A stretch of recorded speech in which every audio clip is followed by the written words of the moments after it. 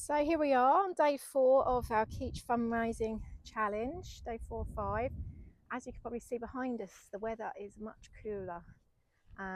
We've got a nice breeze you can see blowing in the air here. It's very, very welcome today. So we're on the Pegsdon Hills and we've been around the Pegsdon Nature Reserve. It's been fantastic so far. We've only got a few more miles to go now, but it's brilliant that Gary's here with me. So it's a bit of a crate flow day today. And we usually have a Monday meeting to talk about our plans and what's going on and get kind of ourselves aligned for the week ahead. So it's been lovely to do that on a walk today as well. So really keen to keep raising some funds for Keech. Really important that we keep supporting them and the great work they're doing. So enjoy listening into our chat, and if you're able to donate a few pounds, then please use the link as well to make a donation. It'd be wonderful. And we'll share a little bit of this wonderful landscape with you as we're chatting. Thanks for joining us. Anything you want to say, Gary? I've just been picking damsons and munching on some overripe damsons that were very nice. We've kind of had the trail to ourselves today. We've seen only a few people. It's been really, really lovely. But yeah, what a beautiful day to be out walking walks and talking talks, basically. Yeah. That's what we've been doing. It's been good. Yeah, doing a lot of what we bring to people with our coaching for ourselves. So it's been nice. Yeah, so we'll move to a bit of chat and you can enjoy the landscape with us. Cheers. There we go. So one of the things that we were chatting about earlier that really always catches my interest, and I've found myself saying this more and more to clients as well, because you've shared this with me and it just sticks with me time and again, is this whole description around adventure and rethinking what adventure is, and when things become misadventure and when things become non-adventure. This is just such an excellent and exciting area of exploration, I think, and I'm really pleased with bringing this in more with our create flow model and our work. And it's, you know, I just find it coming up in my own mind several times. You know, even when I was going out in the heat on Thursday for that first walk, I had to make some adjustments, change where I was walking, went out earlier, and just challenge myself about not getting caught up with the excitement of going out on this walk, but actually making sure I was safe and keeping it in the adventure zone. You know, every day there seems to be opportunities to kind of check in on that, which I think is really important. It can just be applied to so many situations. But where did that come from? What got you? I mean, obviously, I know you've done your degree in adventure, but what's kind of brought you back to it maybe more, and what's kind of been your pull, if you like, to really explore much more deeply about this field of adventure? Well, I've been talking with my coaching clients for a long time now about an adventure spectrum, and I've been sort of defining that quite lightly between non-adventure and misadventure, with adventure sitting in the middle as a sweet spot. I've been doing that for a long time, and I've been considering that my definition of adventure was coming from an adventure, an outdoor educationalist and expeditioner called Colin Mortlock, who's written some amazing books on adventure, specific to education and actually beyond. His later writings were more about the spirit of adventure, which is kind of where I'm at really with it at the moment. But his original definitions were what I thought I was working with, but since we have redeveloped our create flow models, I've gone back to the source literature and realised that my definition isn't really as pure Colin Mortlock as I thought. It's kind of my own, and I've sort of evolved it into what it is that I believe adventure is. And it doesn't necessarily have to sit from an educational point of view, which is obviously makes sense that he was a educational practitioner. But it does sort of bridge the language with business people or people in leadership. Yeah, organisational leadership, maybe. Um, definitely. and the whole piece has come from us redesigning our create flow models, and me really starting to lean into the idea that what would be useful would be to have some graphic illustration of what it is I'm trying to say as well. So I started to play around creating something there which hasn't been published yet, but I've tested it out with recent clients, and it's been incredibly useful, because even just last week one of my clients said, oh, I'm definitely in non-adventure. I've been playing it safe for years now. I retreated to safety and now I'm trapped there. It creates such a framework for useful language around how we're leading, how we're operating, and from what position, what perspective that we are doing that. So I think adventure is a framework and a narrative that most people understand, and it doesn't matter whether you're in mountains, on rivers, on the ocean. You can be anywhere to talk about adventure. Anything that is literally a challenge to us can be viewed as adventure. So we can start to come at it from that point of view. It's accessible to anyone. Start talking about it in terms of adventure, so people can relate to this in their own real world experience and situations. Yeah, I think that's it. It's so relational, it's so everyone can relate to it. That's what I really like. And I think it brings to mind so many parts of your own journey, doesn't it? What's been parts of your journey where there's been non-adventure? Where have you kind of gone off into misadventure? It's a helpful thing, I think, as well, to look back on. But it's also really useful to explore risk. Yeah. And so many people misdiagnose what risk is, miscategorize how risk shows up, or even what adventure is. Some people misdiagnose adventure as misadventure because it's got to be high adrenaline. It's not necessarily true.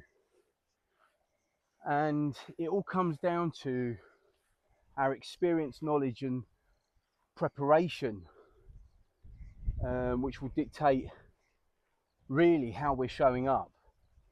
How we're able to meet a challenge will dictate how ready we are to face the uncertainties that lay ahead.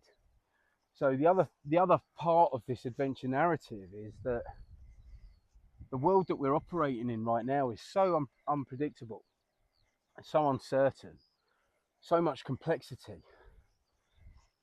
Well, they are the conditions for adventure. This is exactly what happens when you're out in the field having real adventures, because you don't know what the environment's going to throw at you. You don't know what challenges are going to arise. You can plan and prepare, and it does make a massive difference. But the experience that you have going in, the stuff that you carry with you on your back, will make a difference.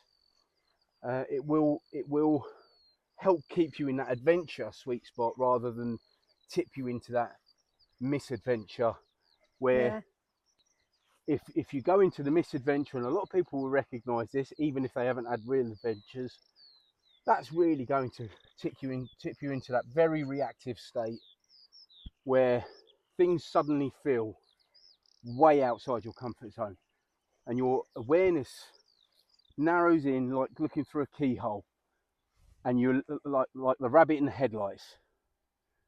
And that's really when you start to sort of zoom in on that problem, and you can't see anything else around it. Yeah. So that's kind of what can happen in misadventure is that reactive, tipping you into fight, flight, and freeze, panic state of being. Which is all right temporarily if it's like a very short period of time, and you know your way back. But that gets tricky if you then get stuck in one of those, isn't it? You can get stuck in non-adventure as well. Yeah. Both things can be a trap. Yeah. And often what the model that I'm designing at the moment, soon to be published, sort of demonstrates this potential for a pendulum swing between non-adventure and misadventure, missing out adventure altogether. You know, people can operate from this extreme sense of safety or an illusion of safety where you know, non-adventure is a state of low engagement to non-engagement, and misadventure is heightened engagement, stressed, overwhelmed system. You know, it's overwhelm of engagement, you know. But you can switch between the two. You can miss out the sweet spot, the flow state of adventure altogether. In adventure, we can respond and we can choose and we can make more informed decisions about what it is that we're doing. So from a leadership point of view, our decision making in non-adventure and our decision making in misadventure will be framed by our state. Yeah. What's going on for us, and what's our environment leading us to feel and do, and then choose, not choose, just react to. Yeah. And that can become habitual, by the way. We can get caught in that, like a cycle, and we just get trapped in that same system. I'm going to pause you there for a minute because I need to have a cough and some water and recover from that hill we've just come up. Yeah. You've come with. So we'll pause there and we'll carry on the conversation. Okay, we're back. Had a little refresher, and yeah, as you were chatting that through there, I'll tell you what else came back to mind. I don't know if you saw Giles Hutchins' post the other day about his birthday. Yeah. And he shared that lovely poem, and it was a poem that you used to talk about when we did our nature groups in COVID out in Norton Common, and used to share that poem. And I can't remember the words exactly, but it was basically a reminder about what actually the world needs is for people to feel alive. Lap 10, 31:36. There's Garmin telling us how long we've been going. Yeah. But as you're talking there about adventure, it's coming back to my mind, because I think there's also, for me anyway, this aspect of feeling like, from an embodied sense of like, am I an adventure? You know, where am I on that spectrum? I think for me it's that sense of, is there a sense of being alive in this? Is there a vitality in it? You know, is this a space where it's sparking my interest? I feel energized. I feel like, you know, I'm coming alive with this opportunity. There's some life in it. Well, I told you what misadventure and non-adventure kind of feel like in terms of the state, non-engagement to hyper overwhelm. Yeah. Adventure is a state of aliveness, really. It's when all of our senses come to life. It's when we are heightened. I like to talk to people about things sort of sharpening up to like a HD experience. All of your senses are right on the edge. You've got 360 degrees of awareness. You are fully alive to what's happening around you and in you, and you are fully alert, fully alive to all of the conditions and what's going on. And it is genuinely a flow state. When you go into that, you know what it feels like when all of your senses are, you know, all of the smells smell sharper, your sight seems sharper, your hearing sharpens up, everything sort of comes to life more. So it's definitely a heightened state of awareness that we're talking about, which obviously is a greater sense of feeling alive. Yeah. And I think we're all craving some more of that. I think COVID actually reminded us of the importance of that, because we were all lacking in it when our worlds became much smaller. And our natural human need for connection and community and, you know, diversity and all of that got taken away. I think we'll all recognise the importance of what you're talking about now and how different that state of being is. But yet, if you speak to leaders now and ask them when was it most difficult, now or during COVID, to lead, they're telling us that it's harder now. Yeah. And you know, 6 years on, this summer. It's incredible to think that the challenges are just getting harder and worse, but actually we're reaching the buffers of so many boundaries. Yeah. And this is why it's so important that we equip our leaders to be able to adapt Yeah. to circumstances, to whatever the scenario might be, much quicker than what they've traditionally been equipped to deal with. There's such a fine line between this. Is where it needs real skill, doesn't it, and training, skills training, really, around, because we only really get to understand this if we're actually alive in our bodies and understand our own systems, isn't it? Because that piece, like you're saying, your senses are all really heightened, but we can't stay in that heightened sense of awareness all the time because we would just burn out. So we're coming in and out of that. And then things like, we do need rest. We need some time of rest and recovery. But we need to know how to get back, how to get back to that place of being alive, how to get back into a place of courage when we come out of it.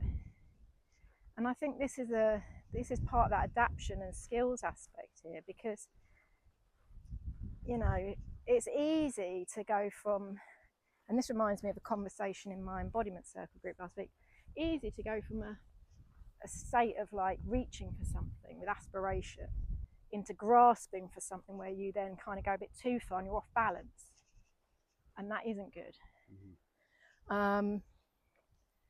So, but to make those choices, to know when, oh, hang on a minute, I'm going a bit too far here, I need to pull back a little bit, or actually my level of energy has gone a bit too much to take people with me.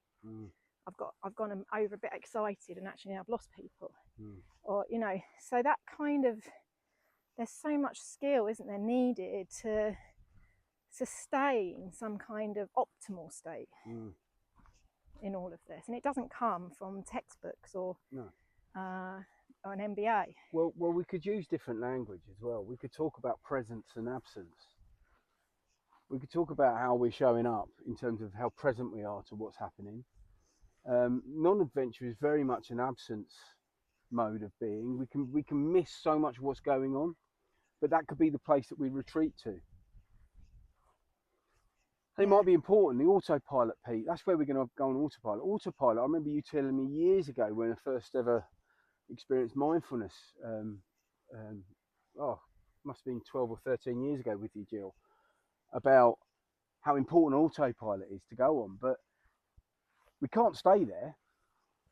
We need to be able to pick up the controls again, which is what you're talking about. But we need to know when we're able to do that. Yeah. You know, I remember years ago when I was driving as a account manager in a previous lifetime, and I went 45 minutes around the M25 past the junction I should have taken, and had no memory of any of it. And I was, you know, quite young at the time, but it really woke me up. As, you know, I had to literally, I went too far. I had to go.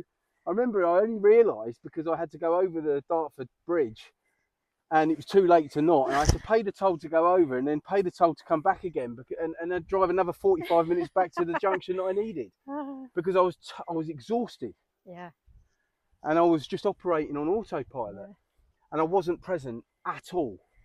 Well, I think we probably all can relate to people, or maybe even in some of you listening, where people are like that in their careers. It's I've stayed in a job for years, absolutely. when actually there's a part of them that knows I'm going the wrong way. Well, it can be a habit. I really do believe that we can start to normalise how we feel as this is the way that we have to do it. It becomes normal. Yeah. And so that client I was talking about from last week recognised just by looking at that visual, oh yeah, I've put myself here, and I needed to be here at the beginning, but 5 years on, I'm still here. Yeah. And that's when it becomes a problem. Well, you know, it's you used the word choose earlier, to describe this. That's the important point. It's when we have a little bit of agency Yeah. around how we choose to shift gears, move into whichever the zone is that we need to be in.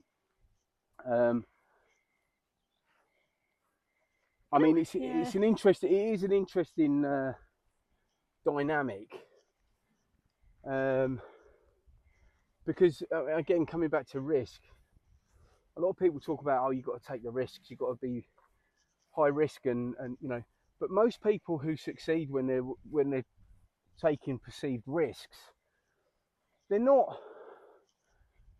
It's not. They're not gambling at a blackjack table.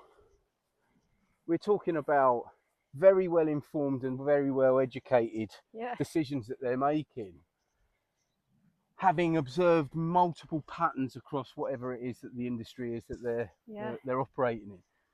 So yes, it's high risk, but it's informed.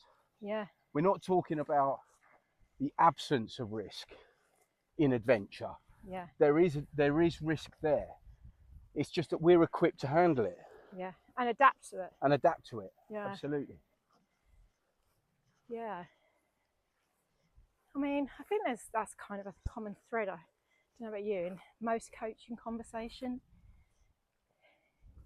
It's sometimes when people get to a place where they've forgotten they have choice. Kind of been living a story, feeling trapped or without choice. And what a liberating thing it is when you kind of reclaim the choices you have.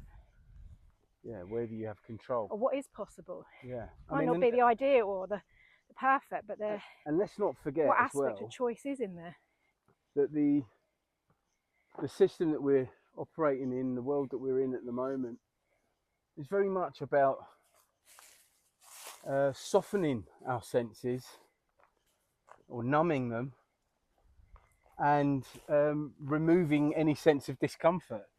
It's all an illusion, of course, but the technology that we use, doom scrolling, all of these things are brand new to our systems. We didn't used to have this even 20 years, 10 years ago.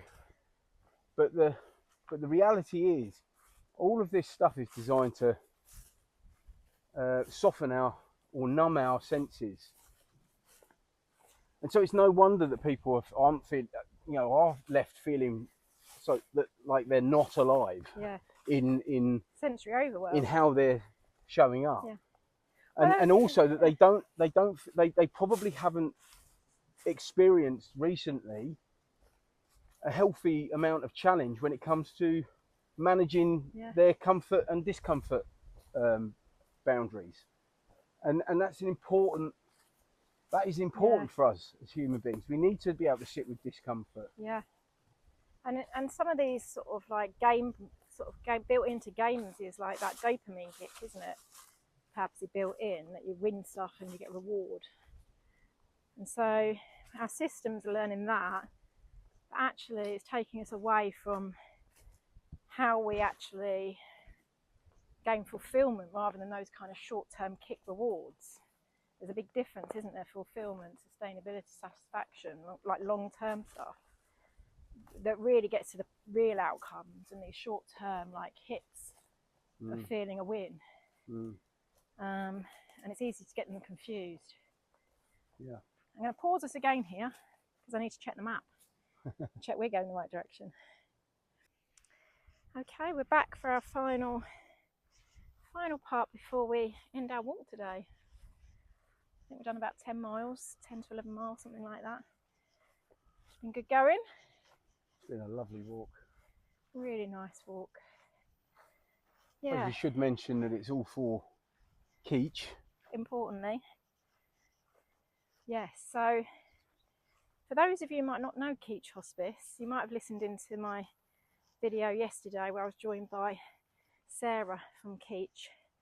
And Sarah has really connected us into the business collective there, which has been fantastic. But each time, we've been into Keech for various things over the years, we learn more about what a fantastic place it is. And you might have heard in my video yesterday, personal connection there with a friend as well and her family, how they were supported. when their son Zach was in the children's hospice. So yeah, we really are passionate about raising funds to contribute in some way towards helping sustain that hospice, because all of our hospices, wherever you are, your local hospice is probably in the same situation. You know, it's only a small % of funding they get from the government. So, you know, to keep these services alive, it totally relies on fundraising. So everything that anyone can do makes a massive difference. So this is just our small part, and every pound that we collect, you know, is really appreciated. But we are going to be continuing, you know, to raise funds for Keech over the years. So there'll be lots of other opportunities to join us, maybe at events and things as well in the future. But it's part of our positive impact work, which has always been, we put that in right at the start of Create Flow, didn't we, Gary? Mm-hmm. And continues to be really important for us. Yeah, it's you know, and in addition to the support we're trying to give to Keech, we give profits towards Practical Action, which is a climate change charity, and we've been supporting local community businesses as well. So it's a big part of what we're aiming to do, but also in how we bring that forwards with our clients, and sort of, you know, for example, the donations to Practical Action are on behalf of our clients. So it's, you know, we wouldn't be able to provide that donation without their work. So we do it in their name, so that it's their positive impact as well. And so we start talking about how what does positive impact look like with our clients, and what ways might that show up in their businesses, in their organisations. So we'll sign out there for today. Thank you for joining us, and the link's in the comments. So if you can donate a few pounds, that would really be appreciated. But yeah, thank you for listening in. Hope you've enjoyed the walk with us.